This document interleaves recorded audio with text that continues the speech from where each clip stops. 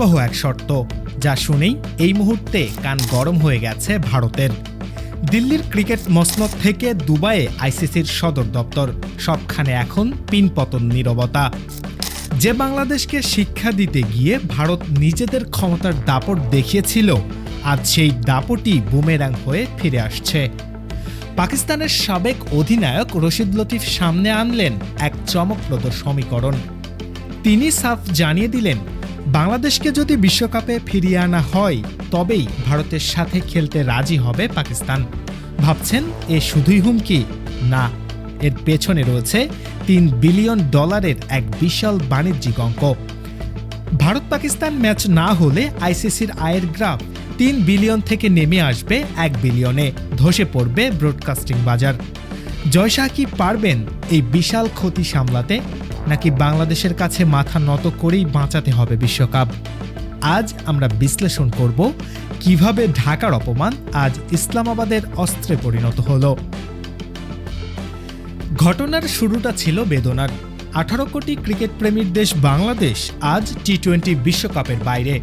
Cricket বোদ্ধাদের মতে এটি ছিল আইসিসির সাজানো এক নীল নকশা, যার স্ক্রিপ্ট লেখা হয়েছিল দিল্লিতে।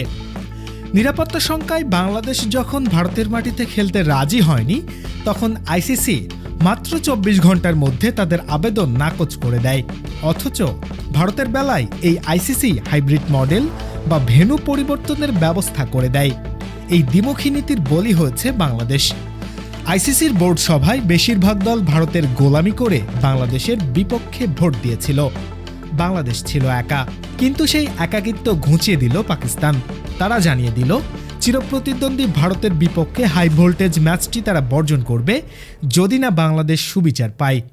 এটি এখন আর খেলা নেই, এটি এখন দক্ষিণ এশিয়ার আত্মমর্যাদার লড়াই। পাকিস্তানের এই নাটকীয় সিদ্ধান্তের পেছনের মাস্টারমাইন্ডদের একজন সাবেক অধিনায়ক রশিদ লতিফ। জিও নিউজকে দেওয়া সাক্ষাৎকারে তিনি যে বোমা ফাটালেন তাতেই তোলপাড় ক্রিকেট বিশ্ব। লতিফ স্পষ্ট ভাষায় বললেন, এখন পাকিস্তানকে মর্যাদা দিলে এবং বাংলাদেশকে বিশ্বকাপে ফিরিয়ে আনা হলেই কেবল পাকিস্তান ভারতের সঙ্গে খেলবে।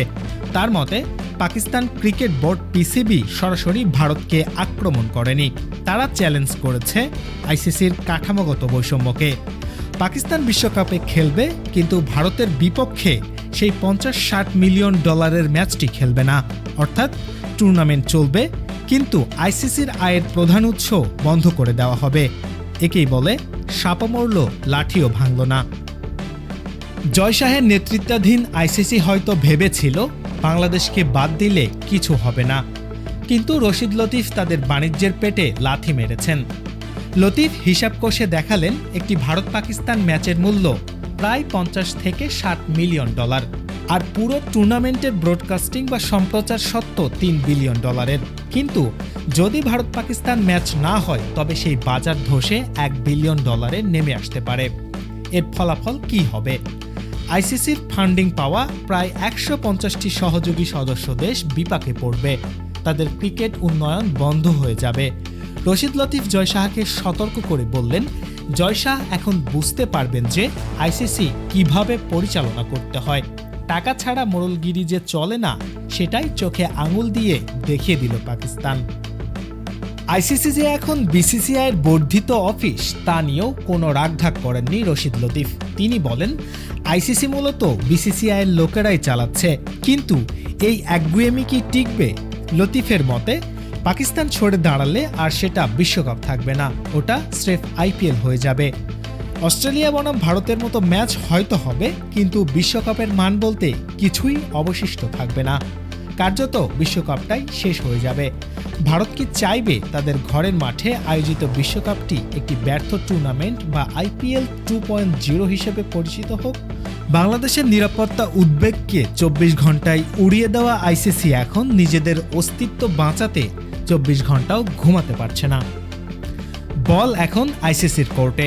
তাদের সামনে দুটি পথ, হয় বাংলাদেশের দাবি মেনে নিয়ে তাদের বিশ্বকাপে ফিরিয়ে আনা এবং পাকিস্তানের সাথে ভারতের ম্যাচ আয়োজন করে $3 বিলিয়ন বাঁচানো, অথবা ভারতের জেদ বজায় রেখে বিশ্বকাপকে দেউলিয়া করে দেওয়া। রশিদ লতিফ এবং পাকিস্তান ক্রিকেট বোর্ড যে চাল চেলেছে তাতে ভারতের কান গরম হওয়াই স্বাভাবিক। মানসম্মান বাঁচাতে ভারত কি নমনীয় হবে, নাকি টাকার চেয়ে দম্ভ বড় হবে? চোখ রাখুন আমাদের চ্যানেলে। ক্রিকেটের এই মহাযুদ্ধের প্রতিটি আপডেট আমরাই পৌঁছে দেব সবার আগে। এতক্ষণ দেখছিলেন ইকো অফ বাংলাদেশ। প্রতিদিনের এমন নিউজ আপডেট পেতে সাবস্ক্রাইব করুন আমাদের চ্যানেল, সেই সাথে অন করে রাখুন বেল আইকন।